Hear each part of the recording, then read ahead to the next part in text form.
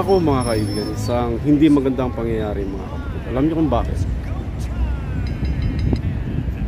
Champ Marlon Tapales mga kaibigan, nagkaroon siya ng temporary loss of memory mga kapatid. So malamang sa matinding tama ng mga suntok ni Naoya Inoue sa kanya, nagkaroon siya ng temporary amnesia mga kaibigan, kung saan hindi niya nakilala si Cuadro Alas, diba? Nung dumating siya ng airport, karoon ng press con, tinanong siya. Parang si Pau Salud ang nagtanong sa kanya kung ano yung reaction niya sa comment ni Casimero. Doon sa performance niya, sabi niya, hindi ko kilala yan. Sino ba yan?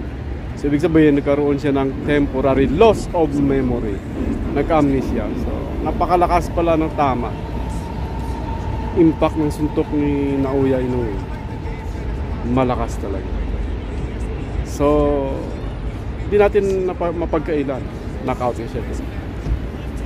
So hindi naman magtatagal yan, mga ilang linggo lang yan, babalik din yung memorya. So maalala niya rin si Cuadro Alas. Napakagandang panghitain yan, alam niyo bakit? Baka maglaban ang dalawang yan. Yan ang abangan natin, Cuadro Alas versus Marlon Tapales. Magandang laban yan. So ganon talaga, diba? Pag tinamaan ka ng suntok, mauga yung utak mo, you won't remember someone close to your heart, diba? So yan lang, abangan na lang natin yung sunod na pangyayari sa dalawang ito. Okay?